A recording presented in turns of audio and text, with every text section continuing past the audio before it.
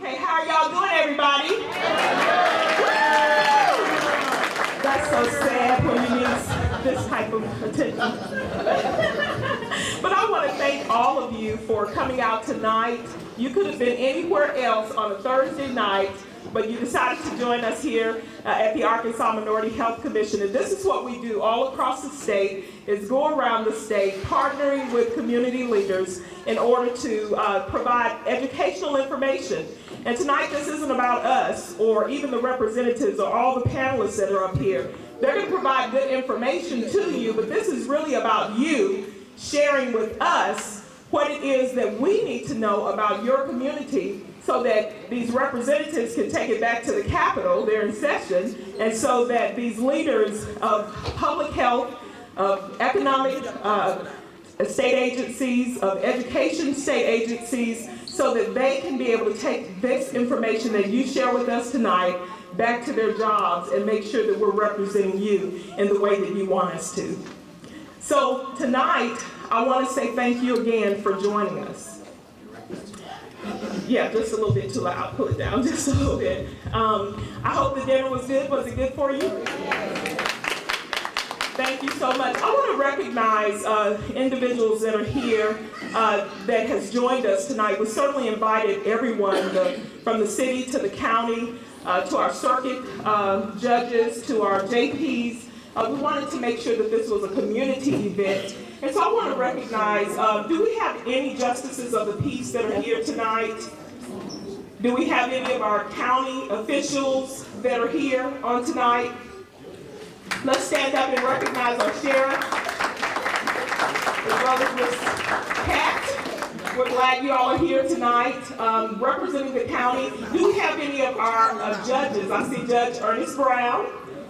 He's here. Our juvenile court judge here. A young man who actually gave me an opportunity when I was in law school to clerk under him of sorts. And I'm just thankful for this community and so many of you all that are here that have been a wonderful instrumental blessing in my life. I also want to recognize our commissioner, one of the commissioners of the Arkansas Minority Health Commission, Ms. Chris Patterson. Would you stand, Chris? Chris is a major leader, so tonight even she may want to chime in on some of the answers. She just recently, 30 years at the Arkansas Department of Health, and was the director of the Office of Minority Health and Health Disparities for many of those years, and just retired a year ago. Aren't you happy?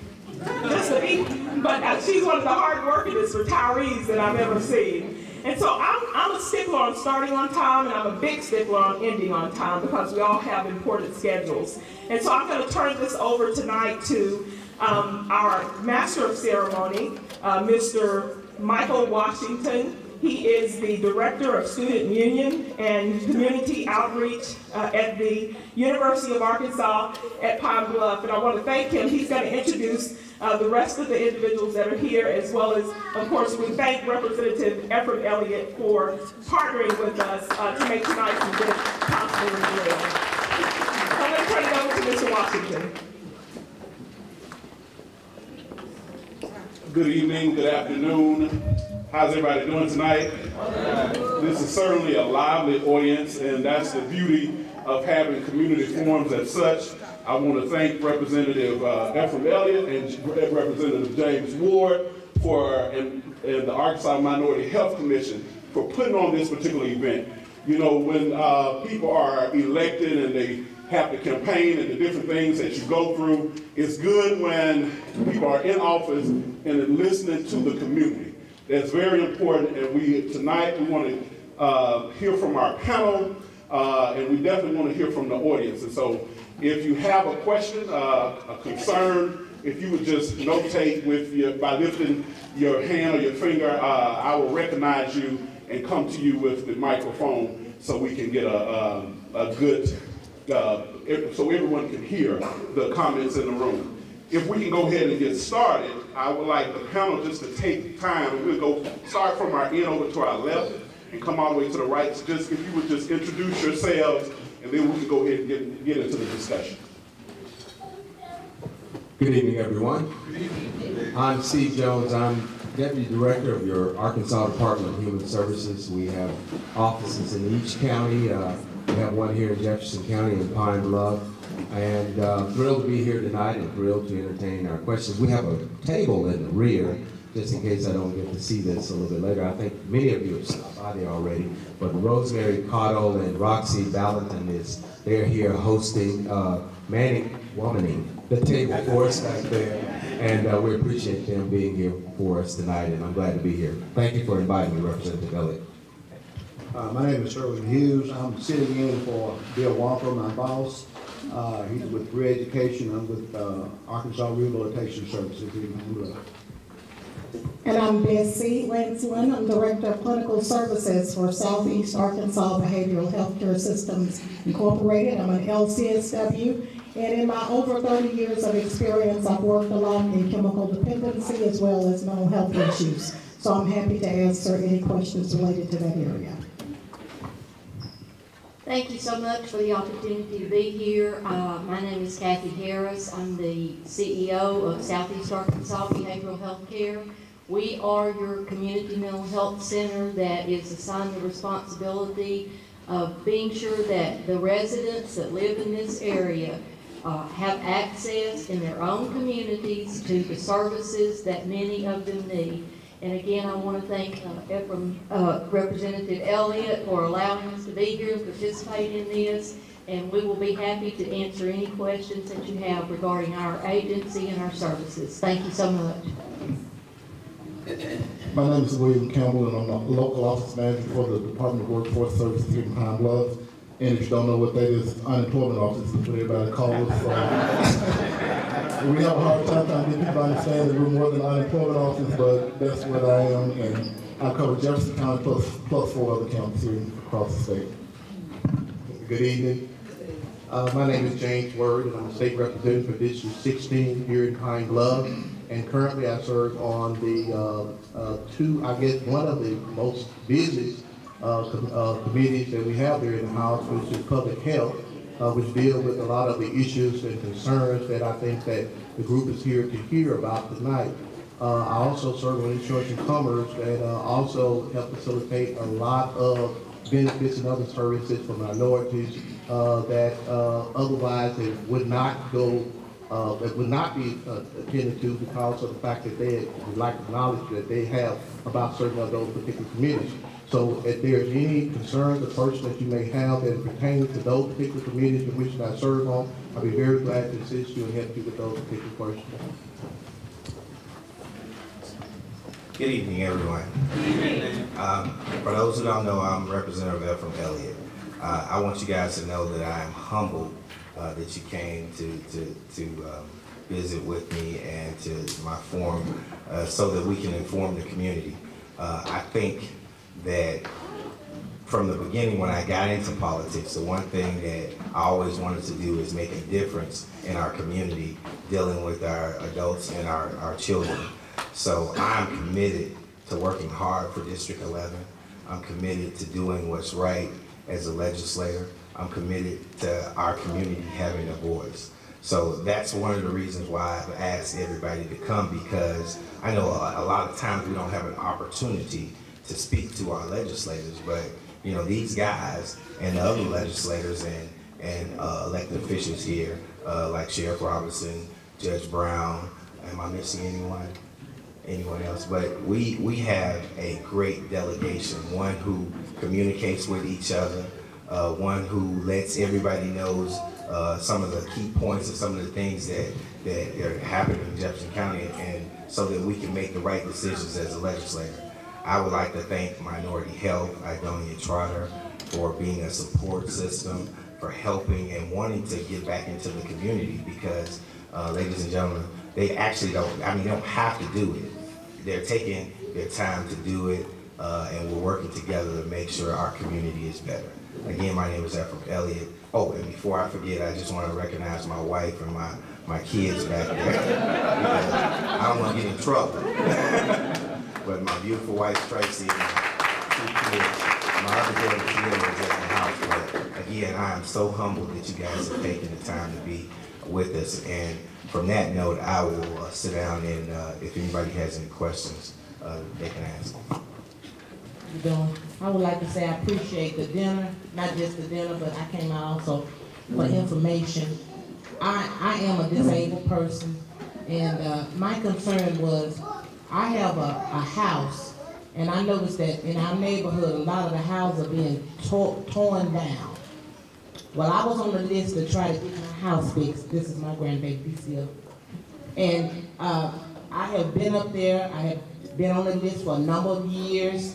I have talked to the person that was in charge.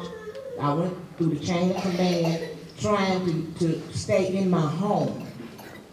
I end up, my roof has completely caved in at my house now. And I would love to be in my house. Now the program that I'm talking about is at the convention center area with Mr. Sampson. And I was just concerned because for a number of years before I became disabled, I was a taxpayer. I worked a number of years on a job. I also was an individual that owned a beauty shop for 20-some years. So I'm just wondering, what do I have to do? I'm down to almost begging, trying to get my house fixed. You know. Well, that's a great question. And I think it's one that's best addressed by the mayor or the program that you're referring to. If you can give me your name and your information, I can get it to the right person who could probably give you a better answer for that. But I do know that there should be some forms of programs that may be able to help you, but that's a question that the mayor and maybe somebody who he works for can answer. Good evening. I'm Stu Sofer, your Republican election commissioner. And at this point, we'll wait and see if the roof falls in or not when I use the R word. Okay, we're good to go. I thought this was more of a community forum. I wasn't quite aware that it was focused on Idonia's group. But before, and I came up with a specific comment, but before that, you talk about a success story in Jefferson County. Idonia came up, we've known each other forever. She has herself a law degree now. Isn't that something? Well done. The main reason I wanted to come up here was talk about Representative A.f4v Elliott and how he worked for us being the voters of Jefferson County, on an election issue. We needed legislation passed for something foolish that happened here in the county, but it was a statewide county, a statewide problem. And Representative Elliott took the time to go into the legislative research department where they wrote the laws. We had to sit down. It seems like that place is just full of lawyers. I think we just have two. Well, we have another one here now. But she's out earning a living rather than up in the Capitol. But I want to tell you that Representative Elliott will work for you, and he will stand by you when the going gets tough in committee, and he'll take the time, regardless of your political persuasion. So we're blessed. And we have Representative Word, and I have no doubt in my mind that if I went to Representative Word, he would have been equally as assistants, as was Representative Bradford. So I just wanted to come up and use the opportunity to publicly thank you, Representative Elliott, for what you tried to do with the bill, and I look forward to working with you again. Thank you, sir. Questions? We know we have some important information bills being discussed now on the House floor concerning health and some other issues. Can we possibly get some responses from our panel concerning some things that's on the floor now in the House concerning the new health care bill and how it would correlate to our community? I guess some of the major legislation that is now pending, still that is in committee, is dealing with education as well as health, is the remediation bill that is currently being sponsored by Representative Hutchinson, that is out of northeast Arkansas. And that is a piece of legislation that I think that is very bad for southeast Arkansas, even bad for the entire state because of the fact that UAPB students, the majority of them, right around 90 to 93% of those students require remediation courses when they enter college. And that particular piece of legislation would kill UAPB if it's passed. So we are lobbying very, very hard the other legislators to make sure that that piece of legislation does not get out of committee. Even if it get out of committee, we are hoping that we have enough votes and we have enough votes on the floor in order to make sure that it does not leave the House. Because that, as the piece of legislation, as I stated earlier, is not good for the state of Arkansas as well as UAPB. What is the bill number? I think it's either 1768 or it's 1769. It's one of those, but you can pull it up, but you can pull it up by her name if you just simply want to visit and look at the bill at a whole. But that piece of legislation, I think that is not good for the state as well as UAPB and some of the other small colleges and some of the two-year colleges as well. Because as you may know that we are also faced with the lottery scholarship. I think that there are some information that has been given out about the lottery scholarship that is not really good information because of the fact that when the lottery scholarship was first implemented, we was under the impression that it took only, well, the eligibility criteria, you only took one eligibility criteria to meet, to be able to participate in the lottery scholarship. And that is that if you had a 19, a score of 19 on the ACT, or either had a 2.5 when you actually graduated from high school. But as you know, that whenever the law is actually signed into law and it gets over to the departments and all, they convert the law into policies, and the policies sometimes does not really mirror what the law really is. And so that's one of the problems we're currently fighting, trying to make sure that the Department of Higher Ed actually recognize the law and not the policy that they are currently governing those lottery scholarships by. Some of the other major issues that we are now concerned with is reappropriation. We all know that reappropriation takes place every 10 years, and we know that the state as a whole grew at 9.5 to 9.1%. And we know that Southeast Arkansas in the 4th Congressional District lost right around 17% of its general population.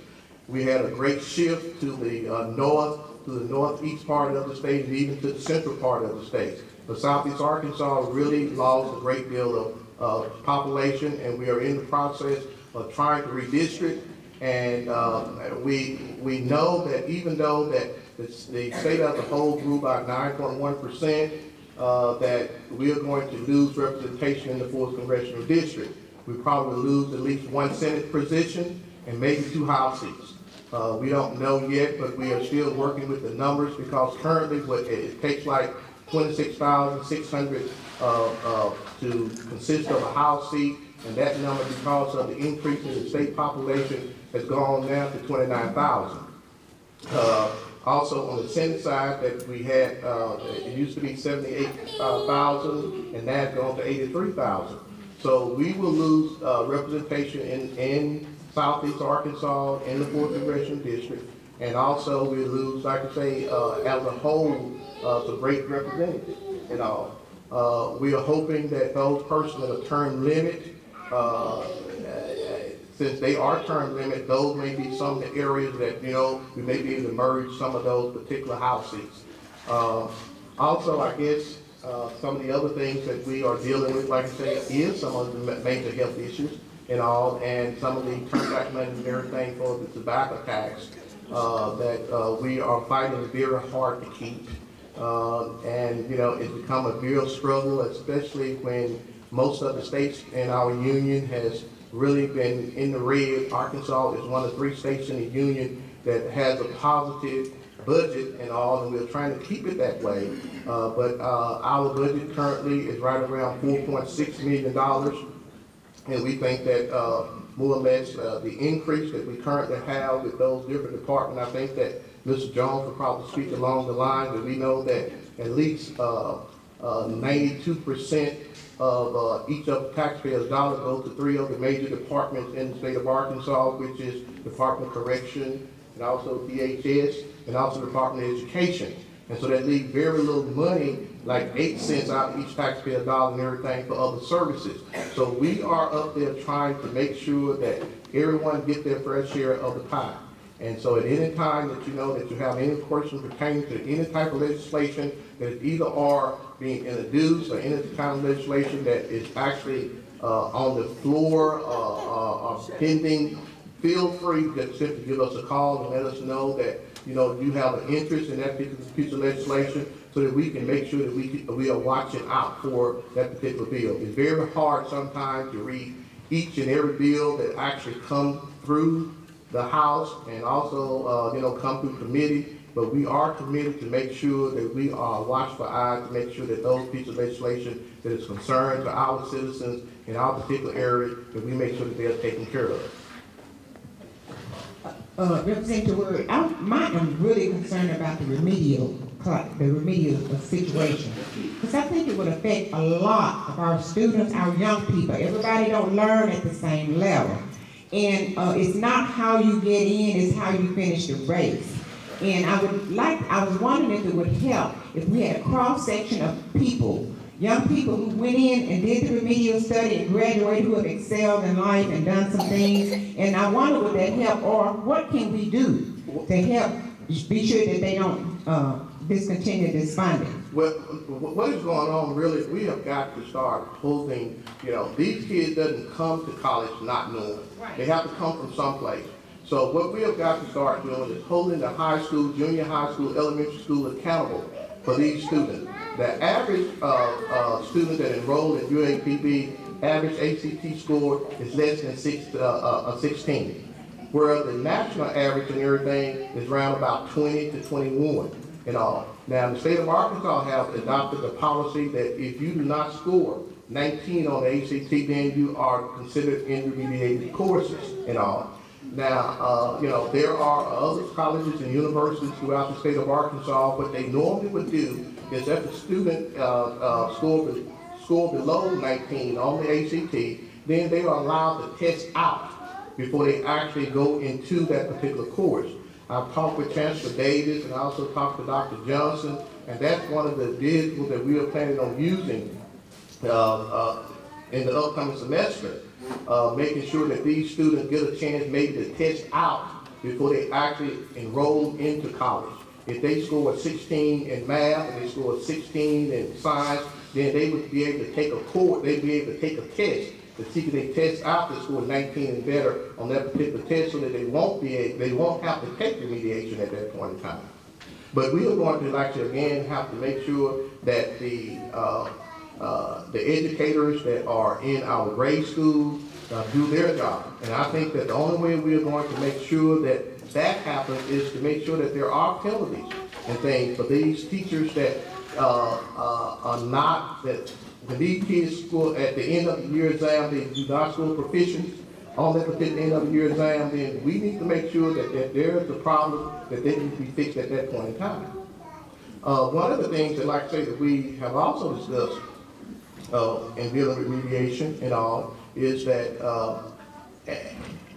we know that a lot of the students that they don't test well, even though they may know the information and all. And we are trying to figure out a way that if these kids and everything are not able to test well and score at least a 19 and all, that there may be some other type of way and everything that we can look at the test scores and all to allow them to test out again. We, as a legislative Black Caucus, has made it mandatory, and we have also gotten funds available for students to start taking the ACT test as early as 7th grade. And it's a free test. And we encourage the families to let their kids take the test as early as 7th grade, so you can know exactly where they are at that point in time. Because the problem that we're having and all is that if your kid starting in 2013, if your kid does not score a 19 on the ACT and either or have had SMART core, have not been enrolled in and does not have a 2.5, then they're not eligible for the lottery scholarship. And we all know that Jefferson County is the second largest purchase of lottery tickets in the state. We come second after Pulaski County. Now, when you look at the disproportion of the scholarships and all, you would know that Fayetteville, for an example, received more than 7,300 lottery scholarships. UAPB received 168. Now, the problem, I think, is that we, and parents, I would stress to most of the parents and all that when your kids come to you and tell you that they just simply want to graduate, they don't want to take the SMART core, and and you allow that to happen, you're only setting yourself up for a financial problem because of the fact that come 2013, if your kid has not had SMART core and they don't score a 19, they don't have a 2.5 in all, either or in those particular categories, then they will have to pay for their education. You would have to pay for their education and all. So, we need to be very watchful on how the lottery scholarship is working because we all know that, right now we had the lottery scholarship and then we had the Arkansas Challenge Scholarship. The only difference now is with the Arkansas Challenge Scholarship is that they just simply removed the income criteria. And the Challenge Scholarship and the Lottery Scholarship is one scholarship and the same, that they're dipping out of one pool of money, but there's two scholarships.